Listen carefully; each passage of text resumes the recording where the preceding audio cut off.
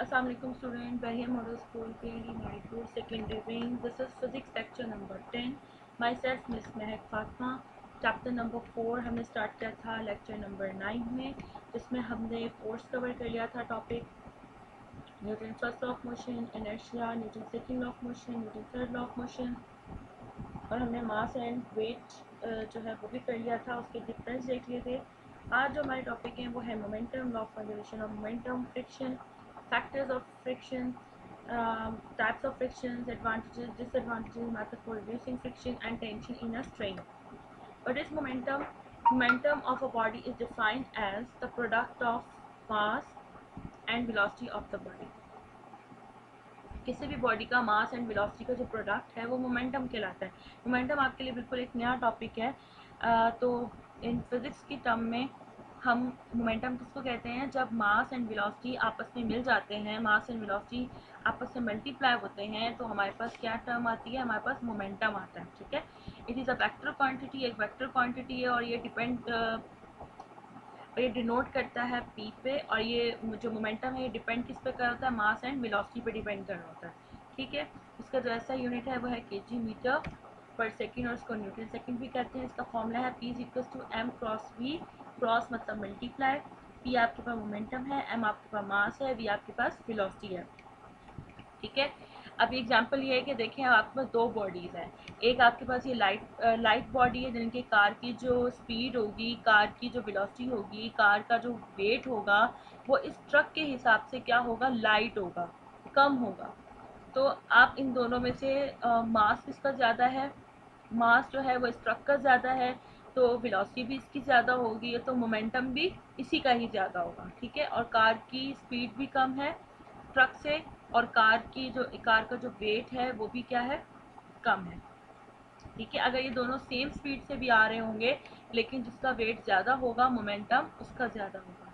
ठीक है, law of conservation of momentum क्या है? According to this law the momentum of an isolated system always remains constant before collision and after collision. अब देखिए for example law of conservation of momentum क्या है? जैसे मैंने आपको पहले मोमेंटम समझाया है कि मोमेंटम किस पे डिपेंड करता है? मास एंड वेलोसिटी पे डिपेंड कर रहा होता है। ठीक है, अगर आप ऊपर से छत से कोई दो चीज़ें फेंक रहे हैं, एक आपने हैमर को नीचे की तरफ फेंका है, और एक साथ में आपके पास एक फीदर है बर्ड का, तो अगर आप इन दोनों को जब नीचे फेंकते हैं तो फीदर जो है वो बहुत स्लो आ रहा होता है, और जो हैवी हैमर है वो बहुत तेज़ी से आएगा, यानी कि उसका मोमेंटम ज़्यादा होगा।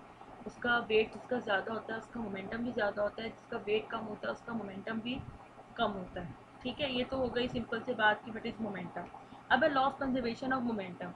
इसको जो आप डिटेल में पढ़ेंगे वो फर्स्ट ईयर में पढ़ेंगे कि आइसोलेटेड सिस्टम इलास्टिक मोमेंटम क्या होता है, इन इलास्टिक मोमेंटम क्या होता है। अभी आपके कोर्स में इसका डिटेलिंग में नहीं है, जस्ट ये इंट्रोडक्शन है कि लॉ ऑफ कंजर्वेशन मोमेंटम क्या होता है। कि एक आइसोलेटेड सिस्टम है, आइसोलेटेड सिस्टम उसको कहते हैं एक ऐसा सिस्टम जिसमें ना एनर्जी बाहर ट्रांसफ़र हो, ना बाहर की एनर्जी अंदर एंटर हो सके। ठीक है, गिवन टेक नहीं हो रहा होता एनर्जी का, बिल्कुल ना एनर्जी बाहर निकलती ना बाहर की एनर्जी अंदर आती, इसको कहते हैं आइसोलेटेड सिस्टम। अब एक आइसोलेटेड सिस्टम है, उसमें आपको पता है जैसे गैस समझो एक कंटेनर है, उसके अंदर गैस के एटम्स हैं, गैस के मॉलिक्यूल्स हैं।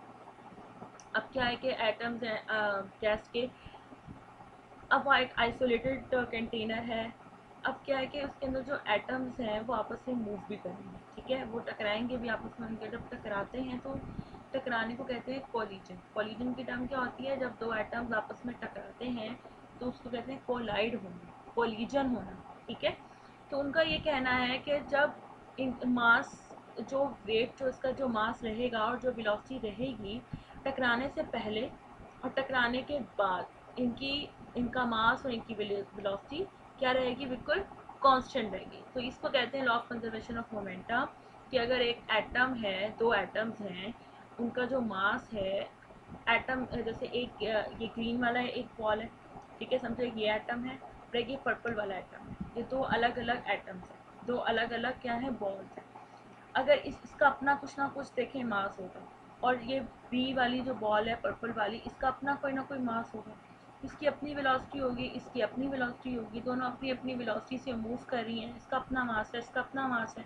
फिर क्या होगा? एक वक्त आएगा कि दोनों आपस में क्या हो जाएंगे? टकरा जाएंगे।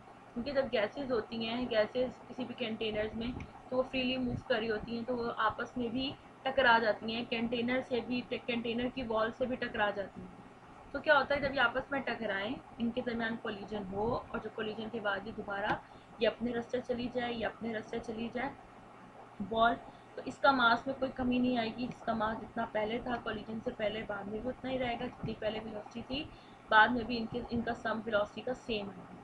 यानी कि कोलिजन से पहले का जो मोमेंटम होगा और कोलिजन के जो बाद जो मोमेंटम होगा, वो क्या होगा, बिल्कुल इक्वल होगा। यानी कि initial momentum is equal to final momentum. ठीक है, law of conservation of momentum क्या हमें बताता है कि बिफोर कोलिजन का जो मोमेंटम है, मोमेंटम क्या है, मास एंड वेलोसिटी। यानी कि इन दोनों का मास और वेलोसिटी, इन दोनों बॉल्स का मास और वेलोसिटी टकराने से पहले जितनी होगी, टकराने के बाद भी उतनी ही रहेगी। ठीक है, मास भी और वेलोसिटी भी उतना ही रहेगा। तो हम कहेंगे कि इसका momentum before collision and after collision क्या है, इक्वल है, सेम है। अब इसकी डेरिवेशन भी देख लेते हैं। कंसिडर करते हैं कि आपके पास दो बॉल्स हैं, एक का मास m1 है, एक बॉल m1 है, एक बॉल m2 है, इसका मास m2 है। जब उन्होंने स्टार्ट किया तो उनकी इनिशियल वेलोसिटी बॉल 1 की u1 थी, बॉल 2 की इनिशियल वेलोसिटी u2 थी। फिर इनके दरमियान कोलिजन हो गई, ये आपस में टकरा गई। फिर इनकी जो टकराने के बाद जो वेलोसिटी होगी, फाइनल वेलोसिटी बॉडी 1 की v1 है, और बॉडी 2 की जो फाइनल वेलोसिटी है वो v2 है। मैंने यहाँ पर इनिशियल के लिए u का वर्ड यूज़ किया है, और फाइनल के लिए मैंने लेटर जो यूज़ किया है वो वेलोसिटी, फाइनल वेलोसिटी के लिए v यूज़ किया। अब टोटल मोमेंटम बिफोर कोलिजन, अब बिफोर कोलिजन यानी कि इनिशियल मोमेंटम किसके बराबर होगा, मैंने बताया था कि मोमेंटम बराबर होता है मास और मल्टीप्लाई बाय वेलोसिटी। अब क्योंकि मेरे पास दो बॉल्स हैं तो मैंने दोनों को प्लस कर दिया, 3 बॉल्स होंगी तो तीसरी भी यहाँ प्लस कर देंगे, m1 u1 plus m2 u2। अब इनके दरमियान कोलिजन हुई होगी, और कोलिजन के बाद इनका आफ्टर जो मोमेंटम होगा pf, यानी कि फाइनल मोमेंटम जो होगा इनका, वो pf क्या होगा, m1 v1। अभी v1 जो है वो फाइनल वेलोसिटी है, टकराने के बाद वाली वेलोसिटी, m2 v2। अब क्या है कि according to the law of momentum, initial momentum बराबर है फाइनल मोमेंटम के। आप इनिशियल मोमेंटम की भी वैल्यू यहाँ पर लिख दें कि ये जो इनिशियल मोमेंटम की वैल्यू थी m1 u1 plus m2 u2, वो आपने इनिशियल मोमेंटम के अंदर वैल्यू लिख दी। फाइनल मोमेंटम है, फाइनल मोमेंटम की वैल्यू लिख दें m1 v1 plus m2 v2। तो ये देखें दोनों एक दूसरे के क्या हैं, इक्वल हैं। तो law of conservation of momentum हमें यही बताता है कि कोलिजन से पहले का मोमेंटम और कोलिजन के बाद का मोमेंटम, या टकराने से दो एटम्स, दो बॉल्स का टकराने से पहले का जो मास और वेलोसिटी यानी कि मोमेंटम था, और टकराने के बाद वाला जो मोमेंटम है, फाइनल मोमेंटम, वो एक दूसरे के क्या है, बिल्कुल इक्वल है, remains constant.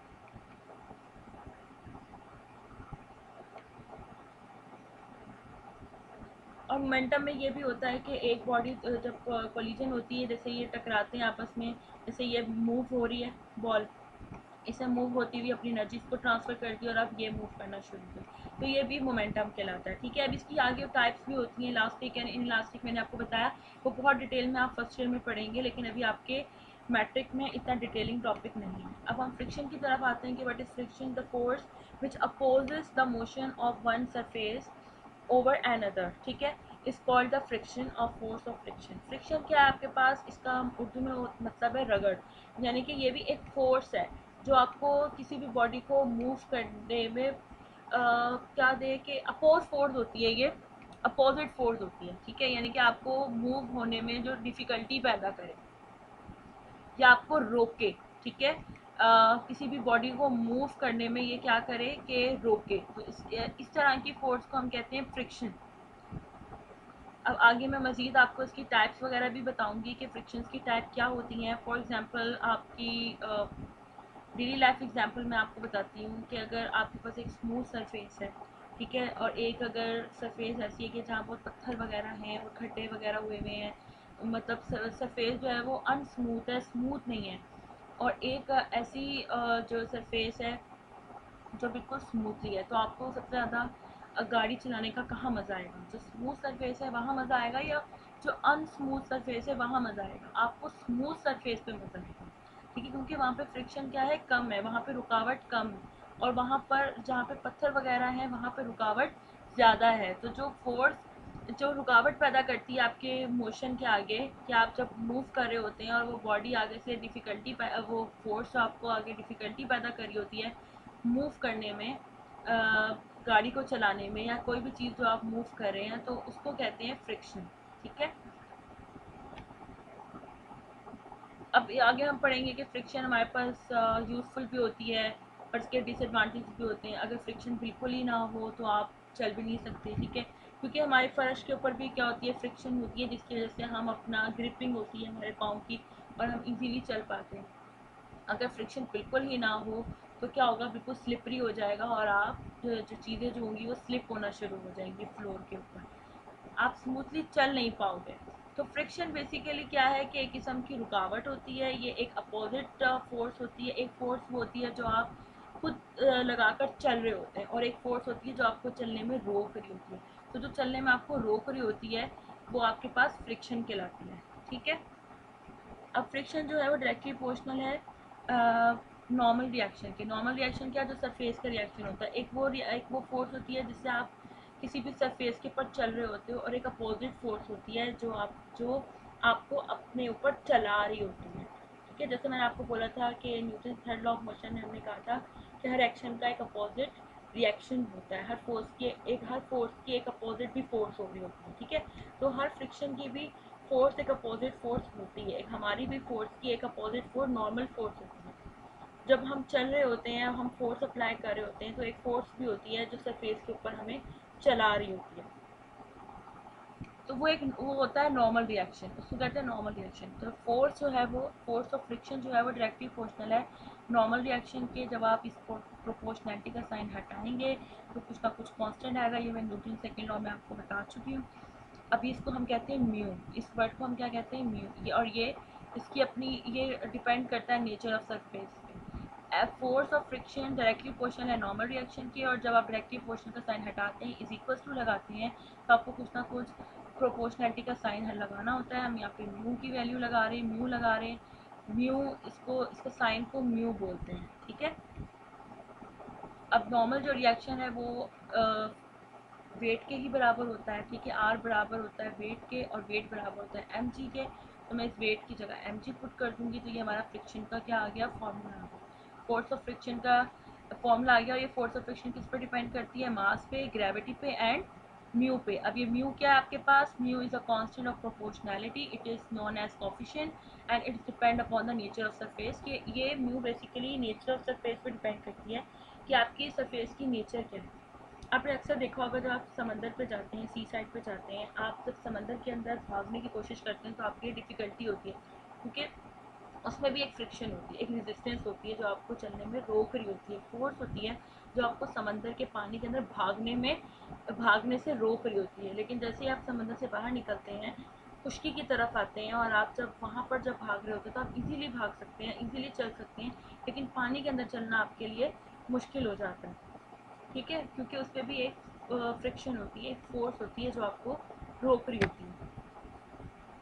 Factors on which the force depend, sorry friction, जो फोर्स ऑफ फ्रिक्शन है जो डिपेंड करती है, तो फ्रिक्शन की जो फोर्स है वो दो चीज़ों पे सिर्फ डिपेंड करती है, एक नॉर्मल रिएक्शन पर, ठीक है, और एक नेचर ऑफ सरफेस, कि सरफेस की नेचर क्या है, पथरीली है, लिक्विड वाली है, किस तरह की है, बहुत स्लिपरी है।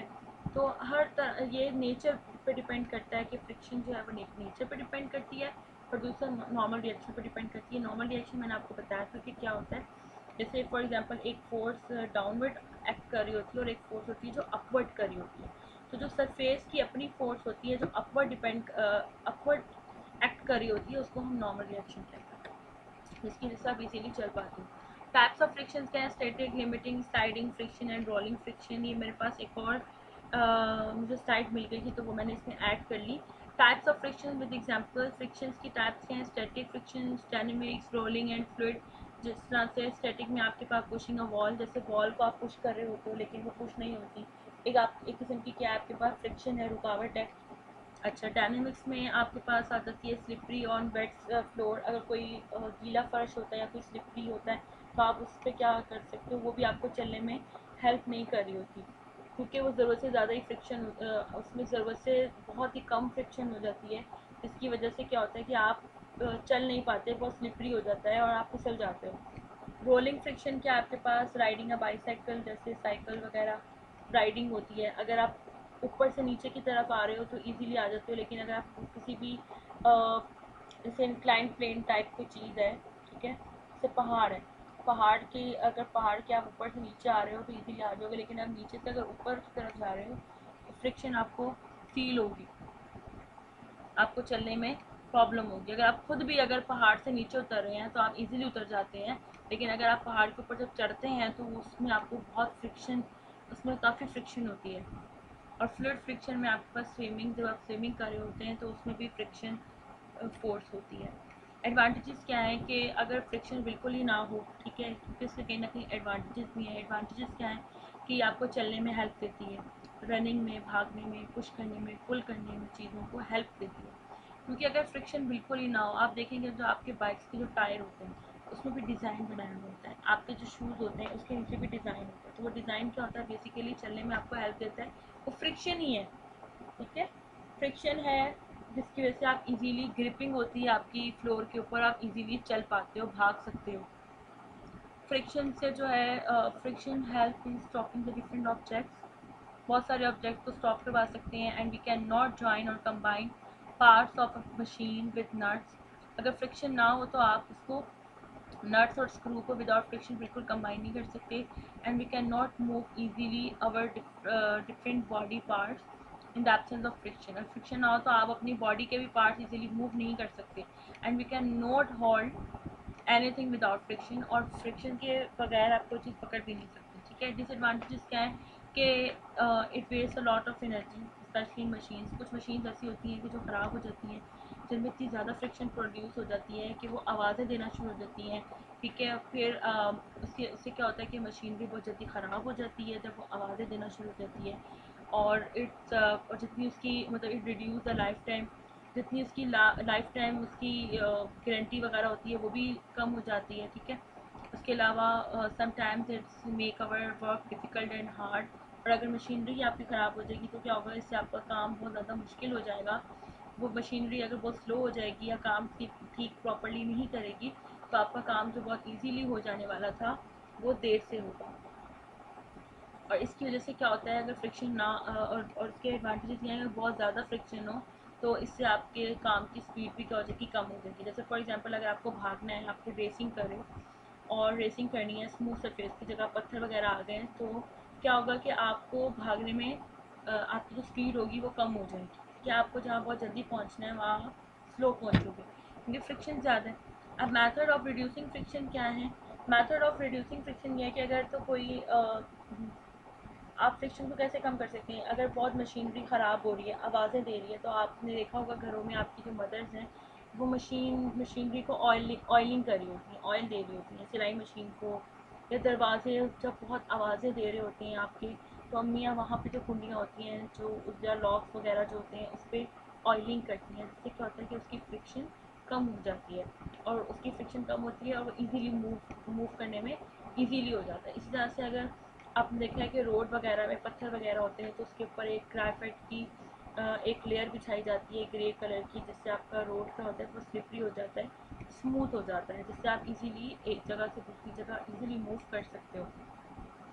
बाकी जो फ्रिक्शन के जो टॉपिक्स हैं, फ्रिक्शन मैंने आपको मेन चीज़ें सारी फ्रिक्शन की समझा दी हैं, बाकी आपने अपने टेक्स्ट बुक में लाजमी इसको रीड करना है, ठीक है, फ्रिक्शन को, और बाकी चीज़ों को भी आपने रीड करना है, और आपने एमसीक्यूज़ और जितने भी बुक वर्क एक्सरसाइज वगैरह वो अपने सॉल्व करनी है।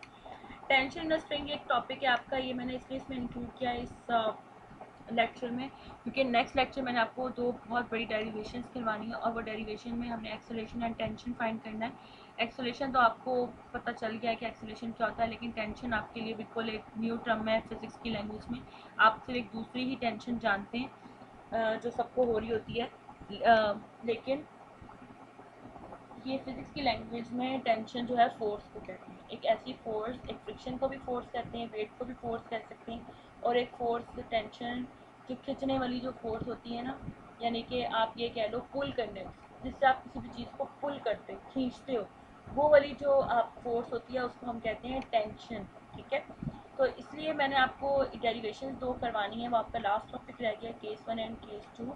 तो मैं आपको नेक्स्ट लेक्चर नंबर 11 में करवाऊँगी, डेरिवेशंस करवाऊँगी।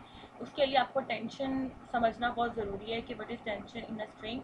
तो यानी कि अगर आप रस्सी को खींचते हो तो तो आप क्या कह रहे हो, आप क्या कर रहे हो कि आप टेंशन प्रोड्यूस कर रहे हो स्ट्रिंग के अंदर, उस रस्सी के अंदर। ठीक है, तो टेंशन एक किस्म की force exerted by a string on a body to which it is attached. It is denoted by T, इसको टी से डिनोट करते हैं। टेंशन है, आपके पास ऐसा यूनिट न्यूटन ही होगा क्योंकि ये किस्म की फोर्स है। किसी भी बॉडी के अगर आपने कोई थ्रेड लाइक कोई चीज़ है, कोई रस्सी है, अगर आपने आगे उस पर कोई मास अटैच कर लिया और आप उसको खींच रहे हो, तो आप क्या लगा रहे हो, फोर्स जो लगा रहे हो वो किस टर्म में लगा रहे हो, टेंशन के टर्म में लगा रहे हो।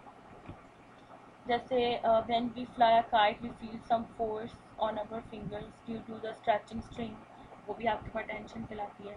And if we suspended a weight by means of a rock we feel a force while holding it, this is tension. अब आप देखें जैसे ये वेट तो आपको पता है डाउनवर्ड होता है। ठीक है, वेट की डायरेक्शन डाउनवर्ड। अगर मैं यहाँ से रस्सी काट दूंगी तो वेट तो आपको पता है नीचे की तरफ ही जाएगा।